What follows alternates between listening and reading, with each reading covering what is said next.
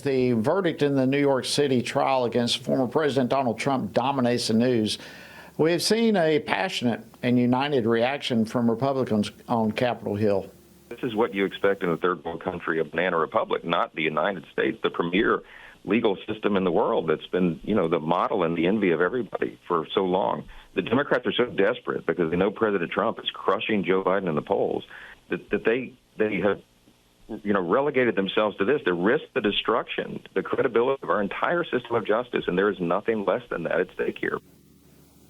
Powerful statement. That, of course, is House Speaker Mike Johnson earlier today on the Hugh Hewitt Show.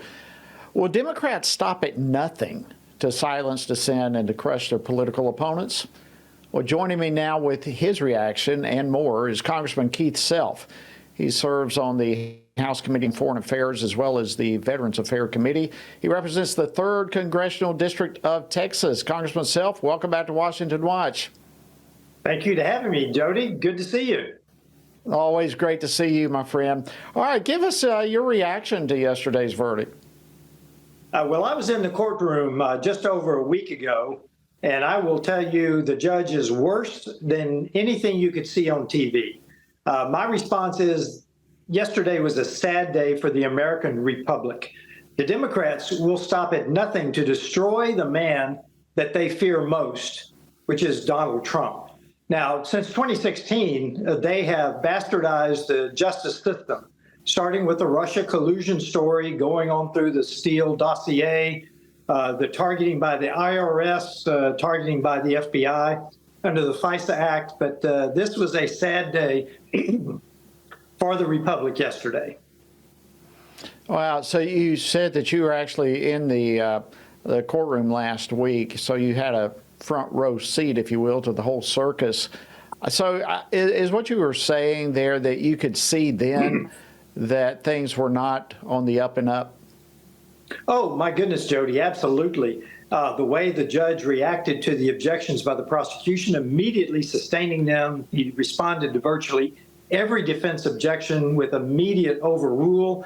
The sidebars that they held up near the bench, we obviously couldn't hear them, but the body language told me that he was lecturing the defense attorneys.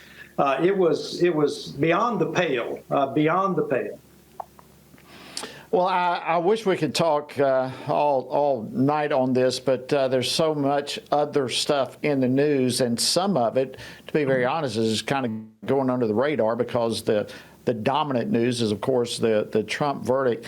But if we can switch topics to Israel, Congressman, the Biden administration has now suspended operations on the Gazan pier. I wanted your opinion on all this, given your military background, your expertise. What's your assessment of the situation there? We probably should have just taken those $320 million and thrown them into the sea, Jody. We pretty much did, it looks like. That was obviously built on orders because the military knows that along the Gaza coast, there are sea stages 3 and 4. That pier is not designed to be built to withstand stage 3, much less stage 4. So the military actually told the decision makers this, and they knew that the pier would probably not withstand the sea stages, which is the height of the waves. So it's no surprise to anyone that the pier could not withstand the sea conditions. And frankly, if you also know that none of the aid that was delivered across the pier, the little minuscule amount of aid, none of it made it to the Palestinians. Hamas stole it, or it was stolen as soon as it got off the pier.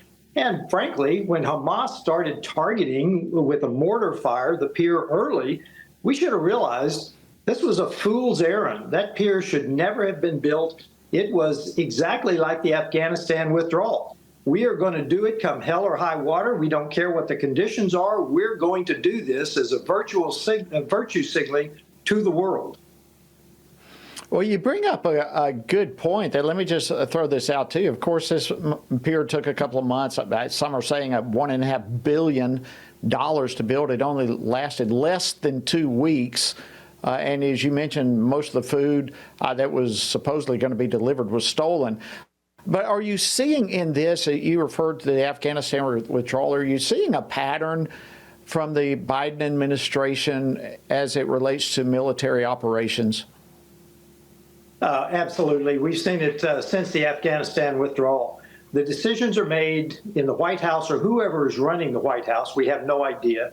And they are transmitted as you will do this, regardless of the conditions on the ground, regardless of the cultural conditions that they see. There is no military advice being followed that I can tell. The same in Ukraine. I mean, they there for a while gave Ukraine the weapons just enough not to lose, not enough to win. So there is no military analysis being done that I can tell in any of their decisions. Yeah, you wonder where these kinds of decisions are coming from. It's one failure after another, and now even the way we are walking back support towards our ally Israel across the board, it's just yet another mistake. And you look at the pier, but tying that into a pattern of military failures is quite stunning when you start connecting the dots with it. Is there any action in Congress that you're aware of to deal with some of these military failures and the patterns that you're seeing? I don't see a concerted effort to deal with them because we have a lawless president. We know that. The southern border is the best example of the lawless president who doesn't care about the law, who doesn't care about Congress, who doesn't care about the now probably 10 million illegal immigrants we have in this nation. In fact, the Border Patrol exists to process them and move them on into the interior of the United States. So all of these decisions, Jody, stem from one aspect, that they want America weak. They are destroying America from the inside. We've seen it in the military. We've seen it in the justice system. We've seen it by the IRS targeting of individuals. They start with a premise that they want America to be a socialist communist nation. That's the premise. And from there flow all of these decisions. Wow. Congressman Keith Sell from Texas, thank you so much for your expertise and for coming on the program again to unpack all this for us. We appreciate it. Thank you, Jody.